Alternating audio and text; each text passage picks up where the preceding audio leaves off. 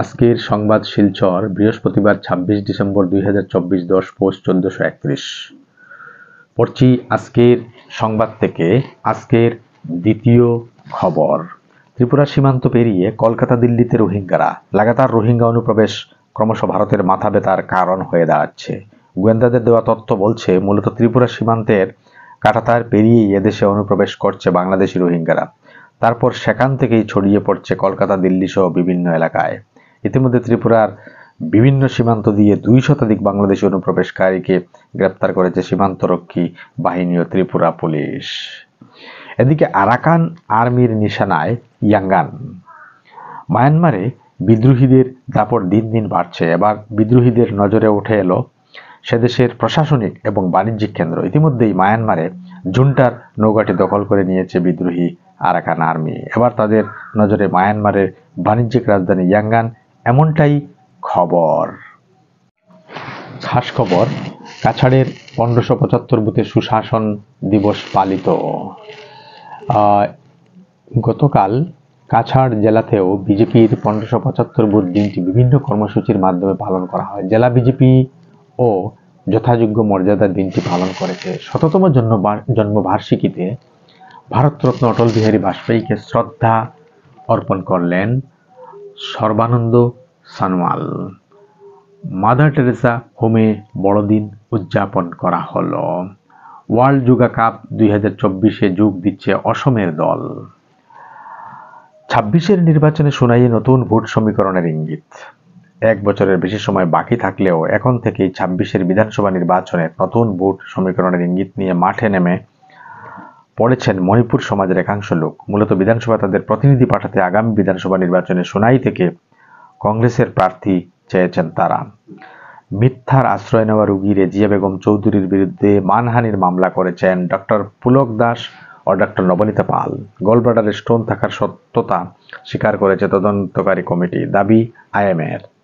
ইসরোর বিজ্ঞানী আমজাদকে সংবর্ধনা শুনাইয়ে। সততা ও পরিশ্রম থাকলেই লক্ষ্য হাসিল হয় বললেন বিধায়ক সাজু। সততায় থেকে পরিশ্রম বজায় রেখে চেষ্টা চালিয়ে গেলে সাফল্য আসে।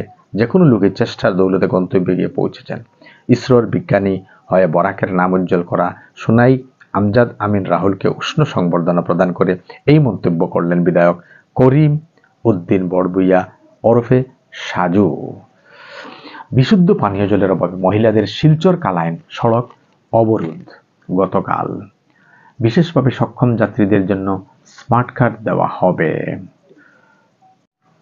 এবার শ্রীভূমি ও হাইলাকান্দির খবর। অরুণোদয়ের নামে হাইলাকান্দিতে বেলাগাম দুর্নীতি চলছে বললেন সোজামুদ্দিন। সরকারি কর্মী দিয়ে হিতাধিকারীর তালিকা প্রস্তুতের দাবি। যেখানে আড্ডা দিতাম সেই জায়গা উদ্বোধনের সুযোগ পেয়েছি মুখ্যমন্ত্রীর জন্য বললেন কৃষ্ণেন্দু। সুশাসন দিবসে প্রয়াত প্রধানমন্ত্রী অটল বিহারীকে শ্রদ্ধাঞ্জলি শ্রীভূমি বিজেপির। পাঁচগ্রাম টাউনশিপ থেকে লালমাটির পাচার, আটক টিপার। ২ কিংবদন্তি ঋত্বিক সলিলকে উৎসর্গ ঋত্বিজের এবারের চলচ্চিত্র উৎসব। আহলে সুন্নতুল জামাতের শ্রীভূমি জেলা কমিটি গঠিত। সাংগঠনিক শক্তি বৃদ্ধিতে জোর। উত্তর পূর্ব আহলে সুন্নতুল জামাতের হাইলাকান্দি জেলা কমিটি গঠিত। দ্বিতীয়বারের মতো উত্তর পূর্বাঞ্চল আহলে সুন্নতুল জামাতের শ্রীভূমি জেলা কমিটির সভাপতি মনোনীত হয়েছেন সৈয়দ মাওলানা মিসবাউল রহমান ও সাধারণ সম্পাদক মাওলানা সাবিকুর রহমান। কেন্দ্রীয় কমিটি পরামর্শ নিয়ে সংগঠন সহ জেলার সার্বিক উন্নয়নে কাজ করে দেওয়ার অঙ্গীকারবদ্ধ হলেন জেলা সভাপতি। এবার দেশ বিদেশের খবর। আফগানিস্তানের জঙ্গি ঘাঁটিতে এয়ার স্ট্রাইক পাকিস্তানের, মৃত ৪৬ জন। পাল্টা জবাবের হুঁশিয়ারি তালিবানের।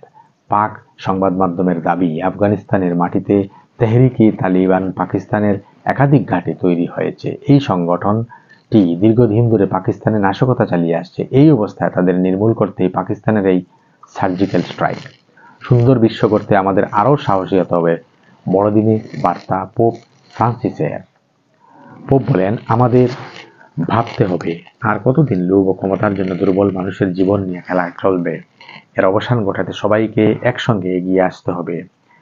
হিজাবের পর এবার হোয়াটসঅ্যাপে নিষেধাজ্ঞা তুলল ইরানও। সম্প্রতি বিতর্কিত হিজাব আইন প্রত্যাহার করেছে ইরান সরকার। আর তার ১ সপ্তাহ যেতে না যেতেই এবার হোয়াটসঅ্যাপের উপর থেকে নিষেধাজ্ঞা তুলে নিল আয়াতুল্লাহ আল খামেনির দেশ। ক্রিসমাস ক্যারলেই যুদ্ধ জয়ের অনুপ্রেরণা খুঁজছে ইউক্রেন সেনা।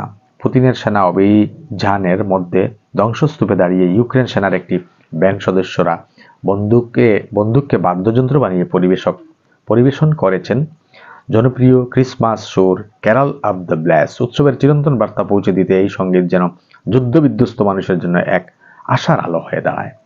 বহু মামলায় ফাঁসিয়ে গ্রেপ্তার করা হবে অতিশীকে, আশঙ্কায় কেজরিওয়াল। বহু মামলায় ফাঁসিয়ে গ্রেপ্তার করা হবে দিল্লির বর্তমান মুখ্যমন্ত্রী অতিশীকে। বুধবার সকালে সমাজ মাধ্যমে পোস্ট করে এমনই আশঙ্কা প্রকাশ করলেন আপ সুপ্রিমো অরবিন্দ কেজরিওয়াল। ধর্ষণে নির্যাতিতাদের বিনামূল্যে চিকিৎসা দিতে হাসপাতালগুলিকে নির্দেশ দিল্লি হাইকোর্টের। পুরুষ শিক্ষক পেলেন মাতৃত্বকালীন ছুটি। চাঞ্চল্য বিহারে। যুদ্ধক্ষেত্রে হতাহতর উত্তর কোরিয়ায় 3000 সেনা দাবি জেলেনস্কির। শেষ হলো আজকের বিশেষ খবর। ধন্যবাদ।